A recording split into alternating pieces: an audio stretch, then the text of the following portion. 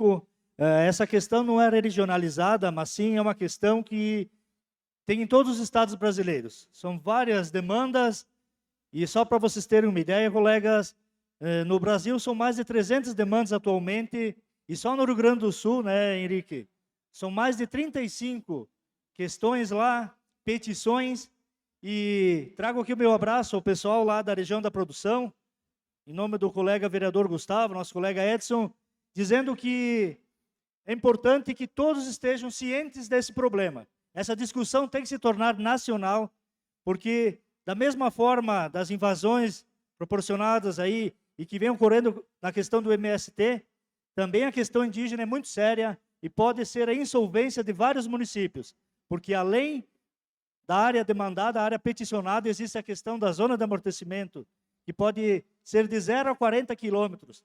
Nessas áreas não seria possível a cultura de algumas culturas, de uso de alguns defensivos, então tornaria muitos municípios, exemplo do nosso, que é um município pequeno do norte do Rio Grande do Sul, infelizmente seria a falência ou decretar, enfim, a extinção do município. Para melhor esclarecer e trazer os exemplos práticos lá, o especialista, uma pessoa que tem um conhecimento muito vasto, com certeza dará uma aula para nós aqui, historiador, antropólogo, nosso amigo Henrique Aniceto Cujava. Bom trabalho, Henrique.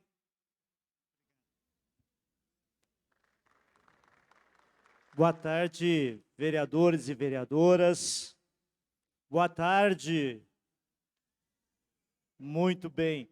Num palco distante, assim, embora eu seja muito acostumado a dar aula, mas num palco distante, assim, parece uma relação mais fria de conversa, mas quero, de fato, nesse tempo que me foi dado, agradecer esse tempo que foi me dado e, de fato, estabelecer uma conversa de uma realidade que pode parecer uma realidade da região sul do Brasil, mas é uma realidade do Brasil como um todo. Vejam, senhores e senhoras, o Brasil é muito diverso, não é? Na entrada eu estava conversando com o vereador de Chapecó, com o vereador do Pará, com o vereador de Sergipe, e eles mesmos comentando dessa realidade diversa, embora sejamos do mesmo país, do mesmo Brasil, e todos vocês estejam ocupando cargos importantíssimos na Câmara de Vereadores, nos legislativos municipais. A questão indígena não é diferente. A questão indígena, embora abarque o Brasil como um todo, ele vai ter questões regionalizadas, porque o processo de colonização, o processo de ocupação territorial, seja indígena, seja dos povos indígenas, seja dos povos não indígenas, no caso do sul do Brasil, dos imigrantes, tem suas especificidades. E eu quero trazer um pouco essa realidade nesse momento. Para onde que eu aponto para passar? Aqui. Primeiro, gente, quando a gente fala em especificidades regionais, quando a gente fala de que existem regiões diferentes do Brasil, não significa estabelecer uma hierarquia entre elas. Aliás, essa hierarquia não nos ajuda, não significa dizer que uma região é melhor ou pior do que outras, mas é reconhecer a diversidade do Brasil. E claramente, a região sul do Brasil, no quesito colonização, no quesito ocupação territorial, tem uma especificidade. A primeira delas, que a região sul foi um espaço, o território do sul. Vocês estão me ouvindo lá no fundo? Está todo mundo me ouvindo? Beleza? No quesito ocupação, quando os portugueses chegaram no Brasil, eles não tinham interesse pelo território do sul do Brasil. Por quê? Porque o sul do Brasil não representava a economia para o Império Português, para o colonialismo português. E como vocês estudaram em história, o território do Sul, pelo Tratado de Tordesilhas, em grande parte foi um território que era espanhol. Espanhol até o momento da criação desse conjunto de tratados no século XVIII. Até o século XVIII, o território do Rio Grande do Sul, Santa Catarina, e parte do Paraná era constantemente áreas de disputa entre a coroa portuguesa e coroa espanhola. E só no século XVIII, início do século XIX, só com o Tratado de Madrid, na verdade, que depois foi ratificado com o Tratado de Badajoz, olha a data. Aqui não tem a luzinha para apontar, mas aqui embaixo, ó, 1800, desculpa, é 1801, não 1891. Tá? Um erro de digitação. Só nesse momento que nós temos uma definição do território. A partir desse momento, da definição do território no século XVIII, por que a coroa portuguesa começa a se preocupar com toda essa região sul do Brasil? Porque a economia brasileira mudou. Até o século XVIII, o centro da economia brasileira era no litoral nordestino, a economia do açúcar. É só com a economia da mineração que começa o processo, então, de preocupação da coroa portuguesa em controlar o território do Sul. E, ao mesmo tempo, vocês estão vendo as linhas vermelhas. Essas linhas vermelhas é a primeira economia da região Sul, que são os tropeiros. Ou seja, pelo fato de ser a economia mineradora no Brasil, no período colonial, a partir do século XVIII, começa a necessidade de trazer gado, seja muar, mulas, cavalos, que se criavam soltas no Rio Grande do Sul, ou mesmo gado bovino, para a região de Sorocaba, São Paulo e até a região mineradora. É nesse momento que nós temos o primeiro grande contato entre paulistas, birivas, descendentes de portugueses, descendentes de escravos, e os indígenas da região norte do Rio Grande do Sul, oeste Santa Catarina e oeste do Paraná. E a principal etnia indígena que ocupava essa região até o século XVIII eram os caigangues. Caigangues que não são nativos do Rio Grande do Sul, caigangues que migraram da região centro-oeste para a região sul. E é nesse momento, quando começa o contato dos tropeiros e começa a ampliação da economia do Rio Grande do Sul, que começa justamente o processo de estabelecimento de políticas territoriais que começam a envolver indígenas e não indígenas.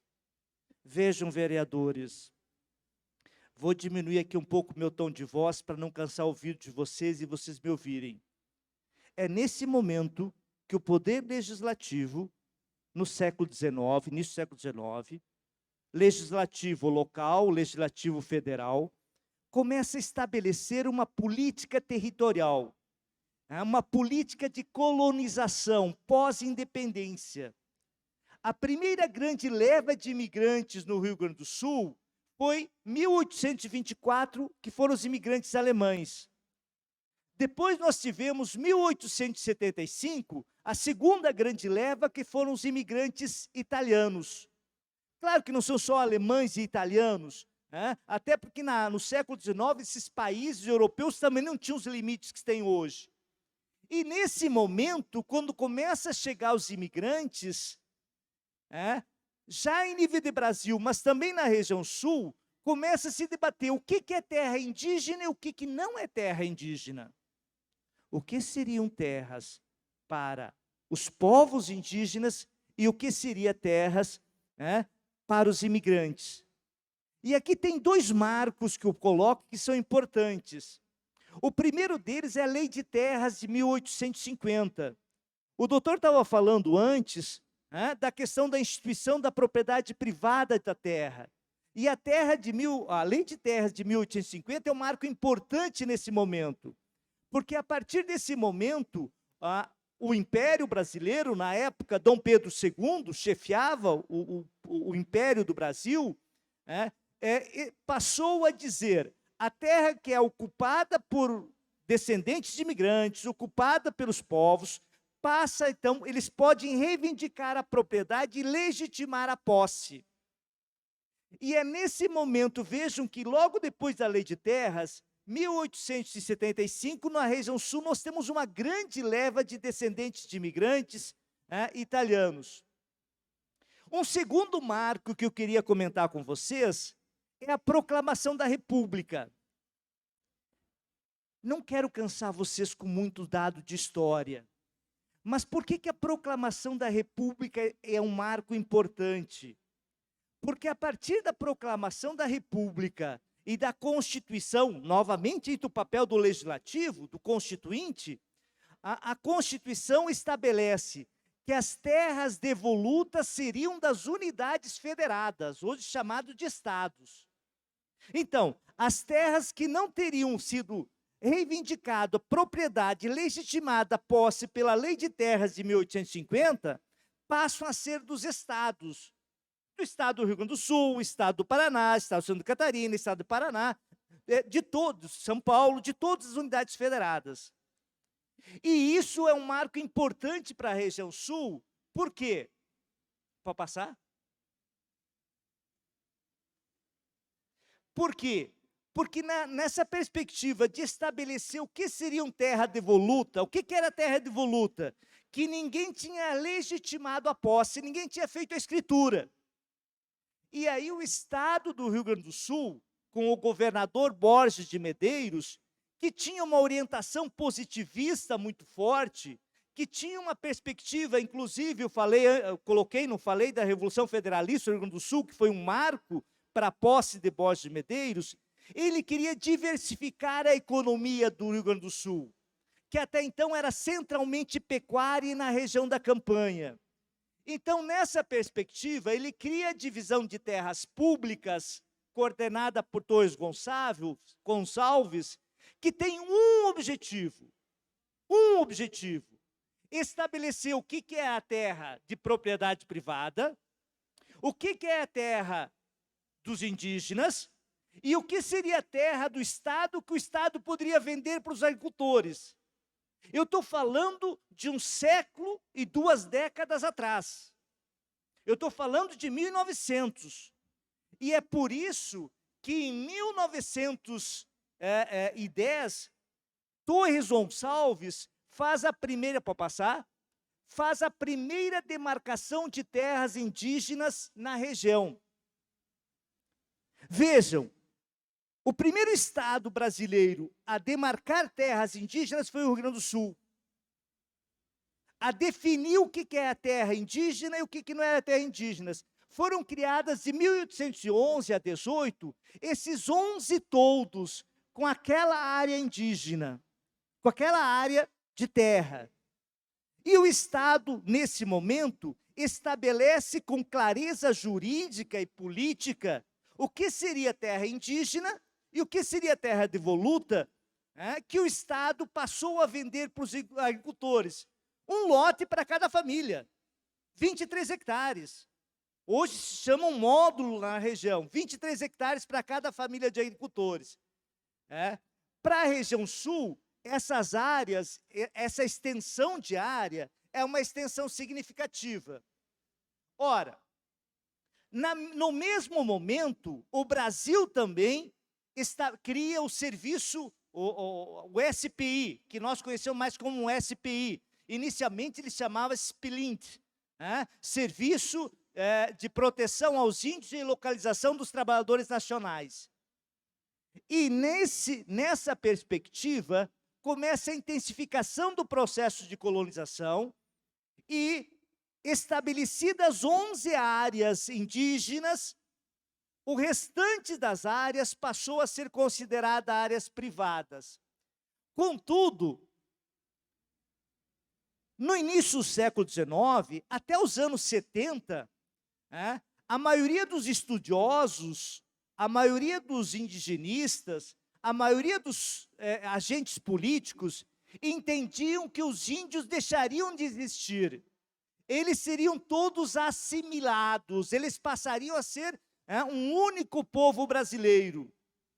E por isso, a administração das áreas indígenas no Rio Grande do Sul, que eram feitas pelo Estado e não pela União, porque foi o Estado que demarcou, foi a unidade federada que demarcou, passou então a ter uma lógica assimilacionista, tentando transformar os índios em agricultores, e ao mesmo tempo explorando as áreas indígenas para que elas fossem autossustentáveis, explorando de duas formas, explorando a madeira ou mesmo com o arrendamento das terras demarcadas, aquelas 11 todos demarcados para arrendamento.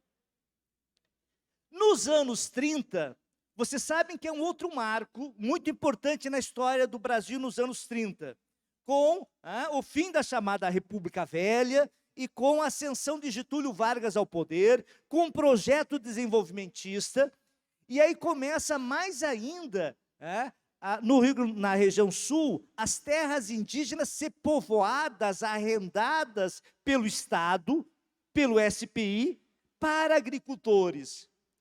E tem um outro marco que é 37, Estado Novo, e a Constituição de 37 faz uma coisa bem importante para todos vocês terem presente quando discute a questão indígena. Em 37, a Constituição vai dizer que as terras demarcadas indígenas seriam da União e não dos Estados. Que é que nem hoje, que nem a Constituição de 88 reforça isso, resgata isso, ou seja, as terras indígenas são da União.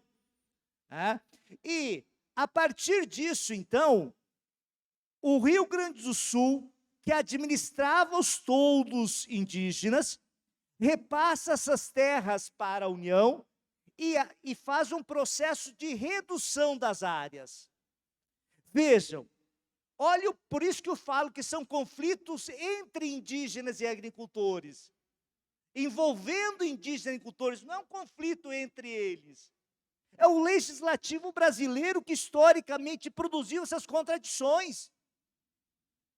Nos anos 40 e 50, as áreas que antes tinham sido demarcadas foram extintas ou reduzidas. Com, inclusive, uma discussão de que os indígenas não estavam ocupando toda a área demarcada. E isso cria um passivo muito grande. Mas esse passivo perdura os anos 60, temos, inclusive, em 67, uma CPI das terras indígenas na Assembleia Legislativa do Rio Grande do Sul, em 67, discutindo esse problema. Mas aí nós temos a Constituição de 88, e é sobre isso que eu quero falar com vocês, e eu gostaria a atenção especial de vocês nesse momento. Especial de vocês nesse momento. A Constituição de 88 estabelece que as terras indígenas são da União e que a União tem o dever de demarcar, declarar as terras tradicionalmente ocupadas pelos índios. Na região sul, isso cria uma questão muito delicada e muito importante. Por quê? Porque o Estado tinha reduzido as terras indígenas e cria uma especificidade no Rio Grande do Sul, em Santa Catarina e no Paraná. E nesse momento, o Rio Grande do Sul, no seu artigo 32 da Constituição, diz: eu, Estado, errei. Eu, Estado do Rio Grande do Sul, vendi para agricultores terras indígenas. Aquelas 11 áreas demarcadas entre 1910 e 1918 são indígenas e eu, Estado, enganei os agricultores, vendi para eles uma coisa que eu não podia vender. Certo? Aí nós temos uma primeira fase de grandes conflitos territoriais. Porque quando o Estado diz isso, aquelas terras já há 40, 50, 60 anos eram ocupadas por agricultores. Mas mesmo assim, nos anos 90, as 11 áreas indígenas foram restabelecidas. Nós tivemos, nos anos 90, no Rio Grande do Sul, mais de 10 mil famílias de agricultores que tinham comprado as terras do Estado em áreas que tinham historicamente demarcadas e que tiveram que pegar a sua mala e a sua cuia, como se diz no Rio Grande do Sul, e sair. Mas nesse momento, lembrando o que eu falei antes, a Constituição do Rio Grande do Sul estabeleceu que o Estado indenizaria os agricultores nesses casos aqui, exclusivamente nesses casos. E eu chamo a atenção de uma coisa, ó. Vocês não vão olhar todos esses números, mas percebe, eu coloquei a área original e a área atual, para vocês perceberem que nos anos 90, as áreas historicamente demarcadas dos indígenas foram restabelecidas. Certo? Teoricamente, isso acabaria com o conflito territorial. Vocês não acham? Os agricultores saíram, o Estado, bem ou mal, indenizou, os indígenas voltaram para a terra, acabou o conflito? Não. Aí vem um novo momento. Qual que é esse novo momento? A partir de 2002, os indígenas, principalmente os caigangues, criam um movimento chamado Retomada, e que eles passam a reivindicar não as terras historicamente demarcadas, mas as terras que eles ocupavam lá no século XIX. Antes de Torres Gonçalves demarcar o que é terra indígena e o que não é terra indígena. Só que o conflito nesse momento se torna muito mais agudo, porque não é mais 40, não é mais 50 anos. São 120, 130, 140 anos de ocupação de colonos, e que os índios agora passam a reivindicar áreas de demarcação. Com que alegação? Importante, a alegação deles é a seguinte: lá em 1911, quando Torres Gonçalves criou os toldos, as áreas indígenas, nós ocupávamos uma área maior. E ele reduziu a área. Portanto, nós temos direito, pela ocupação imemorial, pelo conceito de indigenato, que eu não vou poder entrar aqui nesse momento, passam a reivindicar as terras que são ocupadas por agricultores desde o século XIX e início do século XX. Preciso apressar, né? Bem, opa, passei do mais, volta um. Volta um, tem que voltar, não estou conseguindo voltar, me ajuda a voltar aí um. Aí, a partir desse momento, só na região da produção, nós temos essas 11 áreas de conflitos, que envolvem aproximadamente 20 mil famílias de agricultores, que têm lá 120, 130 anos de ocupação, que quem é da região de colônia, de agricultores, de pequenos municípios, sabem que tem lá suas igrejas, seus cemitérios, toda a sua estrutura de um século, e passam, então, a ter as suas propriedades, mas não só a sua propriedade, a sua história questionada. Então, por isso que eu digo, é um envolvimento de um conflito que envolve indígenas e agricultores, mas não necessariamente entre eles. Seguindo, esse passador aqui está me traindo. Bem, quais são os dilemas? E aqui eu quero rapidamente, mas o que nós vereadores temos com isso e o que está de fato em disputa dentro desse processo? O primeiro dilema: as novas demandas de terras indígenas são frutos de conflitos internos dos caigangues. Ou seja, por que os índios estão reivindicando novas terras? Porque nas terras que eles estão, historicamente demarcadas, retiradas nos anos 60, restabelecidas nos anos 90, e que eles ocupam agora, há constante conflito entre esses povos indígenas. E sempre que há um conflito, principalmente pela cacicância, esses indígenas, o grupo perdedor, se retira da área demarcada e passa a reivindicar uma nova área. E, pior, olha o problema do Estado brasileiro, olha o problema político existente. A grande motivação dos conflitos internos é porque boa parte das terras indígenas que eles ocupam, que são deles, que são demarcadas, são arrendadas. É? Então, e os conflitos se dão justamente pelo arrendamento, justamente pelo controle econômico desse arrendamento. O terceiro dilema: essas novas terras reivindicadas pelos indígenas são ocupadas centenariamente por agricultores, que têm sua história, que têm seus tataravós enterrados lá naquelas capelas, naqueles cemitérios, que tem, não é uma questão só econômica, como eu coloco. Claro que também é uma questão econômica da terra, mas não, se fosse dizer para a maioria daquelas famílias, né, vereador, o Estado paga a terra para ti, você compra outra ou te dá outra terra, ele vai dizer, não, mas aqui também estão as minhas raízes, eu estou aqui há 100 anos, aqui está meu bisavô, aqui está a capela que o meu tataravô ajudou a construir. Então, é um dilema cultural existente também nisso. Outra coisa, outro dilema, essas novas reivindicações criam um estágio de conflito já há mais de 20 anos, desde 2002, de permanente tensão social.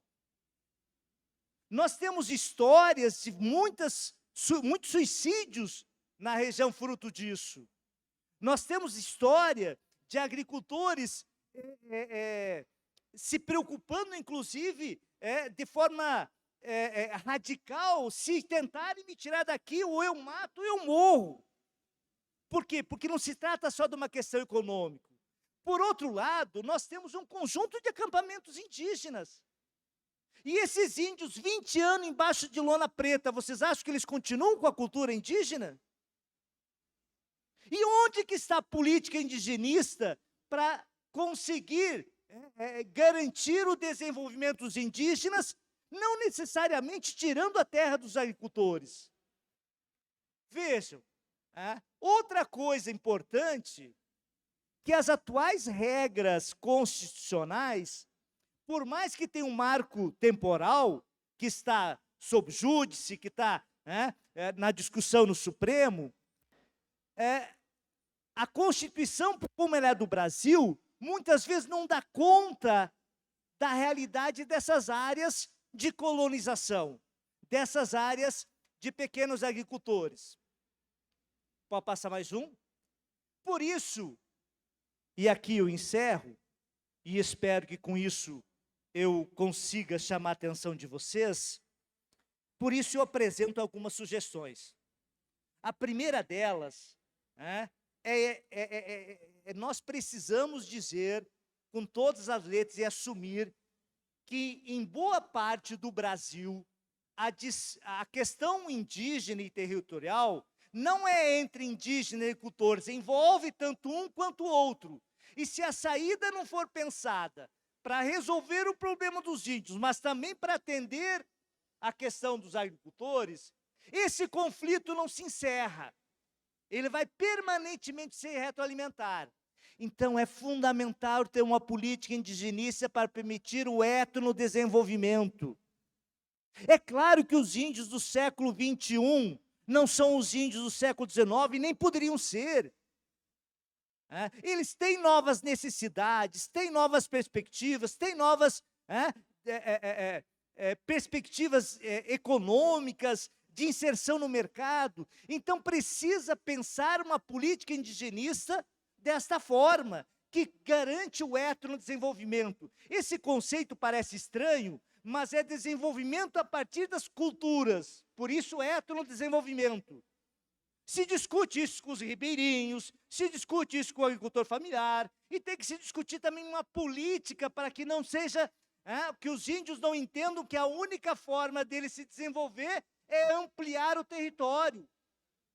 Às vezes, ampliar o território é necessário, mas às vezes ampliar o território não resolve nada, só vai aumentar o conflito entre eles.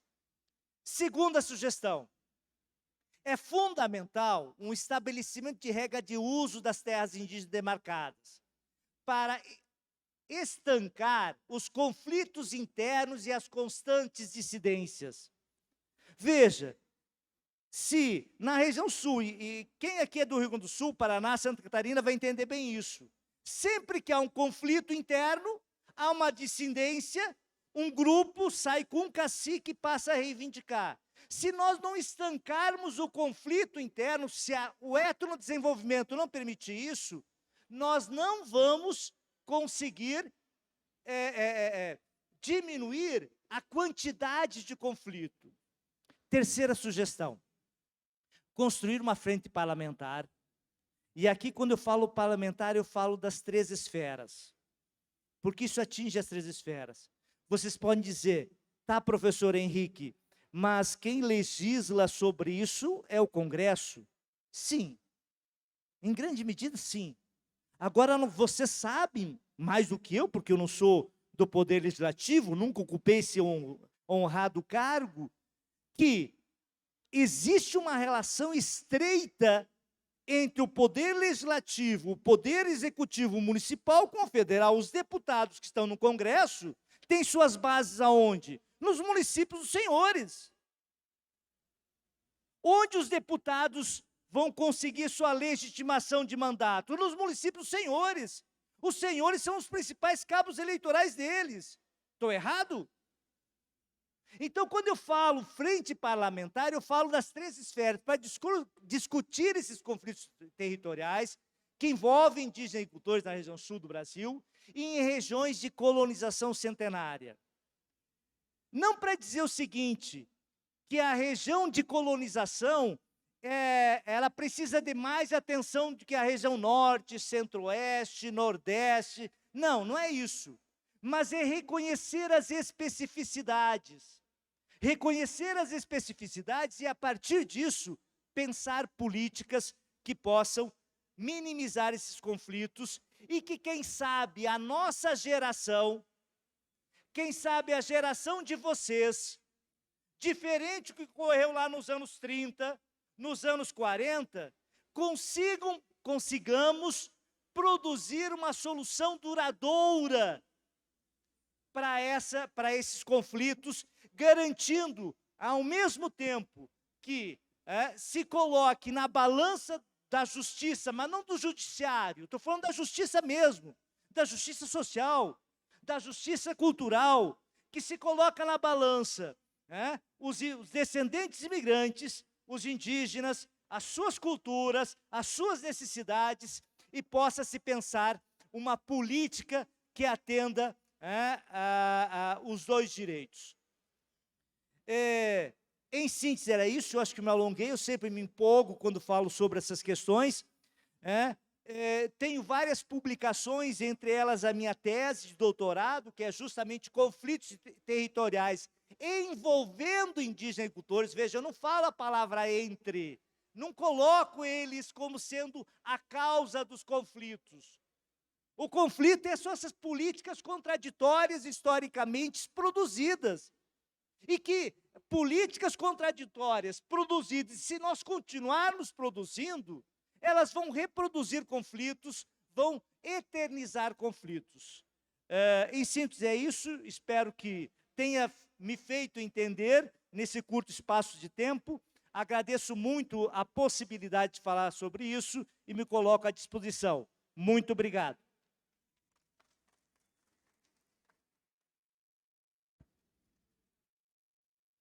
Para finalizar, então, parabenizar a todos os vereadores que estão aqui presentes, simpatizantes, enfim, a todos que querem e estão à disposição para fazer um Brasil melhor. A gente falar da questão indígena, a exemplo de